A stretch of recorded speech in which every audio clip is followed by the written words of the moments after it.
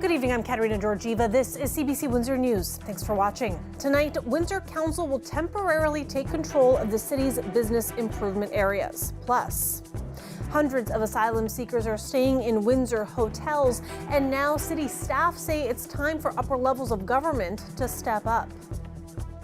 A pledge to help bring thousands of new homes to Windsor, but where will they go and at what cost? And our look at how inflation is bottoming out your budgets. We'll hear how a university student is getting by this evening. We start tonight with a developing story. Windsor City Council has temporarily taken over all 9 of the city's business improvement associations. The decision was made last night during the in-camera portion of the meeting and has not been made public by the city. The CBC's Jason Vio joins us live now with more on this. So Jason, what more do we know about this? Well, the Business Improvement Associations tasked with promoting some of Windsor's most historic neighborhoods are essentially under review. Businesses in those districts like Sandwich, Walkerville, and Ford City elect board members to those BIAs. Some of those elections happened in November. Now, since council funds them, council also needs to essentially approve those election results. Instead of doing that, City Council appointed itself as the board of all 9 BIAs for a period of 60 days. That happened last night in camera, and that's according to a letter those BIAs received from City Hall that's also been seen by CBC News. In that letter, it says council wants to look into how a number of things are done, including how BIA elections are conducted, how financial matters are handled, and how membership and board members are determined, among several other things. And how are some of these BIAs reacting to all this? Well, very frustrating, deflating, disappointing. Those are some of the words I heard today from current chair of the Ford City BIA, and he says that's how he reacted after receiving that notice. Shane Potvin says they're behind the 8 ball already since the new board has been elected since November, but they can't really move forward to plan for future events and initiatives until City Council gives them the green light. It's huge because this is all about promotion of the neighborhood. And I mean, we are an up and coming neighborhood. You know, we are not, we're not somewhere like Sandwich where every single building, and not to say that Sandwich doesn't also have struggles, but they have, they just last year had the first time where they have all their storefronts are full. We still have lots of empty space, and we are in the middle of a resurgence, but also it is crucial right now for us to promote the neighborhood and promote businesses to come here. And if our hands are tied, it's really tough. So what exactly prompted City Council to take this drastic measure is unclear right now. I've reached out to the mayor's office and then was referred to the chief administrative office as well, and I'm still waiting to hear back. He just called before news time. A colleague of mine is doing that interview now, so that'll be updated on our website a little later. But as for Potvin, he says BIAs are in a bit of uncharted territory. They don't really know what they can do, what they can't do, and if they can even spend money to promote those neighborhoods. Definitely be following this. Thanks for this, Jason. Meanwhile, city staff say that Windsor can't handle any more asylum seekers, not without help from upper levels of government. A new report will go before a council committee tomorrow. We've told you that over the last month, about 500 asylum seekers have arrived in Windsor, many from Quebec's Roxham Road border crossing, an irregular border crossing that allows people to claim asylum there. They're staying in Windsor hotels through Immigration, Refugees and Citizenship Canada, or IRCC. But city administration says in this report it can't handle any more. It says there's not enough help from upper levels of government to deal with the sudden influx of people. The report was written by the city's manager of social policy and planning, and it comes with recommendations. One, that council sends a letter to the IRCC to state it doesn't have the resources to support more claimants. And 2, that council asks senior levels of government to help put together a local lead settlement agency to support the local response. We need to get in front of this, making sure that the funding and the assistance in the program is planned so that the refugees are actually safe, secure, and can contribute quicker in the Canadian economy. And at the same time, the communities are actually supported to ensure that they're going to have the viable supports to make sure that this is actually a benefit at the end of the day, because it's a struggle for everyone, including the people that don't know their future.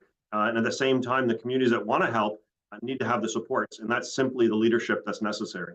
The city report says so far there have been no impacts on the local emergency shelter system, but that could change if claimants leave hotels. It also points to an influx of applications for social assistance and a high probability that the situation might also impact the housing market. The IRCC told CBC in an email it's met with the city to address concerns and says the world is facing unprecedented flows of migrants and refugees, saying, quote, "We recognize that the significant number of asylum claimants who have come to Quebec through Roxham Road have placed strains on provincial systems, and we are working with the province and other partners to relieve the strain as quickly as we can." And Windsor's not alone. Thousands of asylum seekers have been sent from Quebec to cities like Niagara Falls since last summer. In recent weeks, Trudeau has said his government is working to address the situation. Quebec's premier saying his province can't handle the influx either. Conservative leader Pierre Poilievre has called on Trudeau to shut down the crossing. Could somebody put up barricades and a big wall? Yes, if Pierre Poilievre wants to build a wall at Roxham Road, someone could do that. The problem is we have 6,000 kilometers worth of undefended shared border with the United States. Meanwhile, city administration in Windsor says in the report that it values all people and will keep working with partners to respond to the needs of asylum claimants, but it needs help to do so. Meanwhile, a group of Republican lawmakers in the United States is establishing what they're calling a Northern Border Security Caucus. They want to increase the U.S. focus on immigration, crime, and national security at the Canada-U.S. border. Our borders are virtually unprotected. They are wide open. And at some point, somebody has to do to help the Customs Border Patrol and the Border Patrol. Just think they are unmanned, they're unfunded, and they're not equipped to do the job that we're asking them to do. But they come out every day to do that to protect us. The caucus members point to Canada's visa processes, which they say are not as stringent as in the U.S. They claim that makes it easier for illegal migrants and drugs to enter the U.S. from the Canadian side. They want Washington to send more money, more guards, and more technology to the northern border. The city of Windsor is promising to nearly triple the number of homes built each year. It's part of the province's push to bring down housing prices by increasing housing supply. Council is making a promise to have 13,000 new homes in Windsor by 2033. Those homes could be townhouses, duplexes, apartments, any type of housing unit. They don't have to be affordable housing units and will be built by the private sector. But that's a tall task. If you average out the last decade, 500 new housing units are built each year in Windsor. So for the city to add 13,000 homes before the end of 2033, they would have to double the pace. Now, where did that target come from? The provincial government, without consulting the city. The other issue, finding space to build these homes. Ardale Molnar now on where a big chunk of these homes may end up. The Sandwich South Planning District was annexed from the town of Tecumseh in 2002. It features a mix of residential, commercial, industrial, and farmland. It includes the area where the new hospital will be built and lands in and around the airport. It's an area of the city the mayor wants to see developed. About 730 hectares of land has already been designated residential out here, but according to the city planning department, a lot of work on the infrastructure, such as roads and sewers, will have to be done before it can be all developed. And with development charges discounts coming in 2026, the city might be on the hook for more of the cost for about 5 years. Some councillors had reservations about going from issuing 500 building permits per year to 1,300. And for me, I get that sense that this is unattainable. So I would like to be more realistic in the approach that we present this to our provincial partners. We have a good plan in place. We should continue to work towards that plan. If we can exceed what's envisioned within that plan, I would be delighted. But I haven't heard anything that convinces me that we have the capacity to achieve 13,000 homes. The city would be looking into hiring more people in the planning department and streamlining the approval process to help developers and home builders get homes built. But the chief building official says it will still be a heavy lift. I would say that 1,300 per year is pretty optimistic. There are already some projects planned for the area, including a 1,500-home development on Concession 8. Councillor Jim Morrison says the city needs to meet the goal to solve the housing crisis. So we need to hit an aspirational target here today, and this makes people think a little differently, and that's okay when you make targets. And will it be a challenge? For sure. If we do things the way we've always done it, and we look at the numbers, that we'd have to double our output. That will be a significant challenge. But some of the steps that you're taking today is setting the pathway to hopefully allow us to meet that challenge. That pathway won't be cheap. Costs to bring the Sandwich South Planning District online is projected to be in the hundreds of millions of dollars. Dale Molnar, CBC News, Windsor. Ottawa's ban on federal workers using TikTok on work phones takes effect today. The Ontario government confirms it's looking into a possible ban as well. Some businesses say they're considering doing the same. Experts have been raising security concerns about the app. But as CBC's Comino Duro explains, reaction among TikTok fans is mixed. It's constant, just new content every flick. Cody Petawabano spends more time on TikTok than he'd like, but with reports about security and privacy concerns, he's considering deleting the app. Kind of makes me think, what kind of access they have to my personal information. So I do understand why government employees are getting banned to use that application. Some users just don't feel the same. I love TikTok. I use it daily. It doesn't change my view on TikTok. I think everyone should be allowed, the apps that they want to use. They should be allowed to use the apps that they want to use. Even some Quebec TikTok influencers are weighing in on the discussion about the app. Honestly, I'm not really worried. I already post all my life online anyways, so I don't really have anything to hide in that sense. Would make sense, though, for the government people to not have TikTok, because, if there is, a security breach or whatnot, they have secrets. I do not. Considering the fact that the alternative, Meta, is up to about $1 billion in fines over its lifetime for data security breaches, so not a great alternative. This former CSIS senior intelligence officer says TikTok may not be targeting you directly. But your network, you might have, for example, an uncle or aunt working for national defense. They will eventually retrace that and try to use your system to go into somebody else's system. This technology expert says people should delete the app, and if you haven't already installed it, don't. No matter what social media platform you're on, they're all kind of doing the same thing, right? If you're not paying for the product, you are the product. So while you're using these apps, it's collecting your location data, what Wi-Fi's you're connecting to. Cutler says even if you haven't given the app your information directly, it can still get access to it through other apps on your phone. Because the moment you see a TikTok video, there might be ways that they can still begin tracking you online. That's the difficult part right now, because China controls this app and this platform, and they don't necessarily divulge how and what they're doing with the data. Experts say education is key. The hope is the government will do more to raise awareness about the potential risk of this and other apps. Cubino Duro, CBC News, Montreal. This week, we are sharing stories of people in our community who are trying to navigate these times of inflation.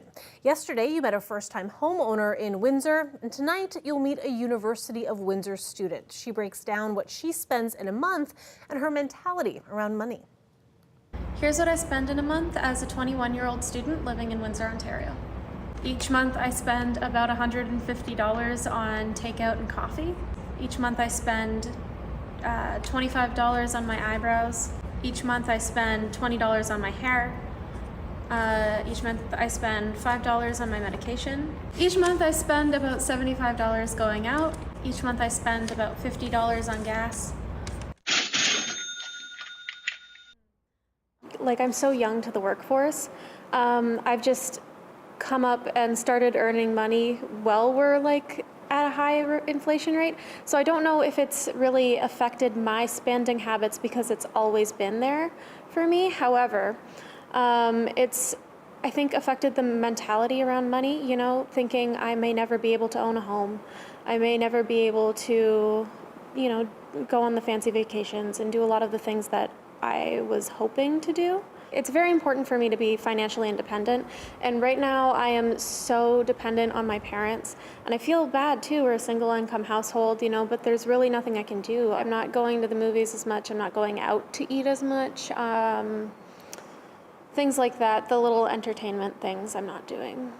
You know, we're kind of disillusioned since, you know, you grow up thinking that life is going to be, you can grow up, get a house, maybe get married, have your 2 kids and your cat, and it's not looking like a lot of us will be able to realistically afford that. So it's major replanning on the way of how do I restructure my life? Because my plan isn't going to work. How do I get enough money and get a good enough job to sustain what I want to do? It's a lot of that. It's a lot of economic anxiety, I think. Let's take a live look outside there. It was a really beautiful day today, really gorgeous. And that wind, though, it did pack a bit of a punch. Colette Kennedy will be here after the break. She'll tell us about the days to come. Stay with us.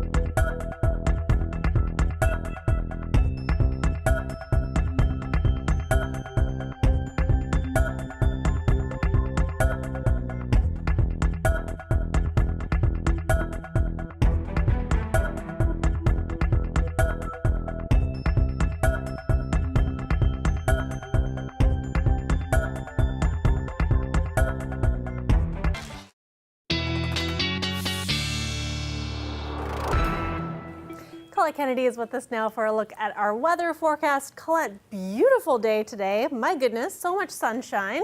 So what can people expect moving forward now? Yeah, I know, just incredible. And that daytime high up to 7 degrees. So really nice conditions, and to get that clearing to have some sunshine.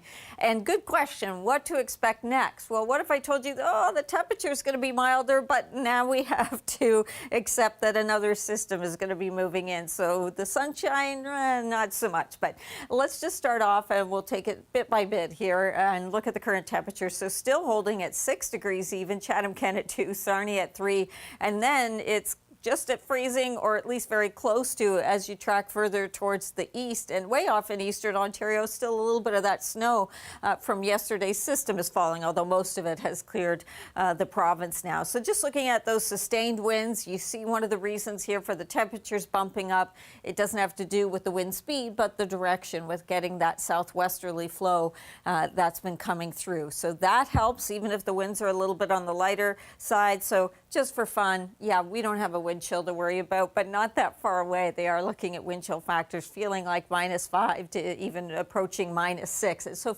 interesting always how in a very, short geographic distance, we can get into those very, very different weather conditions, and that's what we're seeing. So there was some of that clearing from the cloud from yesterday, and that main system I was just talking about kind of clearing out of the province in through Quebec, where they're still getting that snow and blowing snow. And then this is the next disturbance moving through. But the way that this is going to track, again, we're going to be into the warm sector with this one, so temperature well above seasonal, even milder than today. So it does mean rainfall, but it is going to bring some snow over to the upper Great Lakes and through that region. So just kind of timing this out and how things will play out. We're definitely going to be seeing that increase in cloudiness, so that's going to be one factor. It won't be quite as thick as this through the overnight, but it will be increasing cloudiness. And then as we get into the morning hours, I know it looks like it wants to start as some snow, perhaps just in the early morning, some wet flurries, but mostly I see this as rain showers, and pretty short-lived, not a whole lot to it, even though the radar makes it look so expansive, as that's going to move on. Then behind that, there will be another wave, so it's more just clouds and a few light showers we'll deal with, and that comes into tomorrow evening, but even that will be light in nature. We don't really have another strong or significant system coming till we get to the end of the week. So overnight, your reading's looking like this, and how about a daytime high even warmer than today? I think many would take the 7 with sun and 10 and rain showers, but again, keeping in mind it's not super wet all day. It's this one on Friday, Katarina. I'll be watching very carefully. That could be more of a playmaker, and the timing, putting it right Friday and into the weekend, will be crucial. So we'll have more on that tomorrow night. Okay, thanks for that, Colette. You're welcome. When we come back, Jason Veal will be back on set with an update on the BIA situation. Stay with us.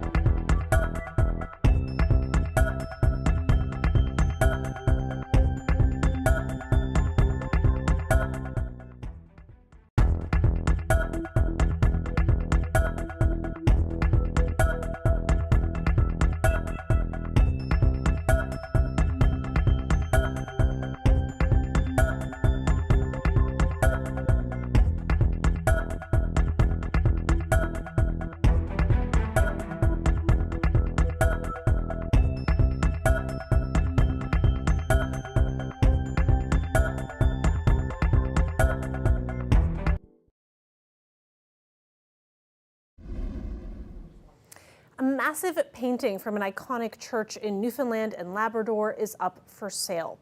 The panel is part of a unique collection by a beloved local artist, Jerry Squires. This tells an epic story. This tells a culturally relevant story with its backdrop, but also, of course, a spiritual story, a story that speaks to hundreds of millions of people all around the world. Squires used fishermen and others he knew as models for his version of the famous Last Supper painting. He included many historical Newfoundland scenes. The Catholic Church paid for the work 40 years ago. Several pieces are now being sold at auction. Jerry Squires was a respected artist who won many honors in his lifetime. He died of cancer in 2015. And now we want to bring Jason Vio back on the set. We started the show with news that council will temporarily take over all 9 Business Improvement Association boards. But Jason, one big question that went unanswered was what prompted City to make this change. And I understand that we've heard back from the city's chief administrative officer. So what do we know now? Live during the show, City CAO Honorio Colucci told us that this has been something kind of coming for a few years now. He says there's a shared feeling on council and among administration that there needs to be a standardized way as to how the city oversees those 9 BIAs. He says there wasn't any one particular incident that prompted this, and there's certainly no concern about fraud or anything like that. He says, the budgets for these BIAs really do vary, some as small as $30,000, some as big as $700,000 for the downtown BIA, for example. Colucci also said council taking over all BIA boards for 60 days is in fact unprecedented. He's not aware of that happening in Windsor before. He says council has no intention of overseeing these BIAs in the long term and essentially micromanaging in that way. He says the intention here is that all BIAs are really playing on the same playing field in terms of rules around elections, finances, board appointments, and more. So he really said this is just a way for them to step back and ensure that everything that the BIAs do is kind of collectively all the same, because City Council approves their budgets. It is a lot of money in a lot of situations. So he wants to make sure that there is proper oversight and accountability in those roles. We did hear a little bit from Honorio Colucci. Here's a bit more of what he had to say. What I will say is that council is responsible under the Municipal Act to ensure for the proper accountability of BIAs, because at the end of the day, they request and City Council has to approve levies for the members of the BIA. And so council has to make sure that there's full transparency, accountability, proper procedures are in place. Like I say, there was a review by our auditor, I want to say about 5-6 years ago, and there were recommendations. I think some of those were implemented in some BIAs, some more than others. Now, City Council will be in charge of these boards for the next 60 days. He says it could be less than that, but as we heard from the Fort City BIA, they were a bit blindsided by this, so we'll have to see how things unfold. Okay, thanks for that update, Jason. The Canadian economy slowed down more than expected in the fourth quarter of last year. The Bank of Canada has been raising interest rates in an effort to bring down inflation. And now those increases are showing up in the latest reading on gross domestic product, which is the value of all goods and services produced in the country. Analysts had been forecasting modest economic growth of 1.6% in the last 3 months of 2022. Instead, there was no growth, and the month of December actually registered a small contraction of 0.1%. The slowdown is largely based on a decline in corporate spending. Businesses cut back on equipment purchases and allowed inventories to fall. Housing investment, new construction, and renovations were also down. However, consumer spending was up, with households buying more durable goods and vehicles. That is it for CBC Windsor News. For more, go to our website, cbc.ca/Windsor, and you can also find us on Facebook, Instagram, and Twitter. Thanks for watching. Have a good night.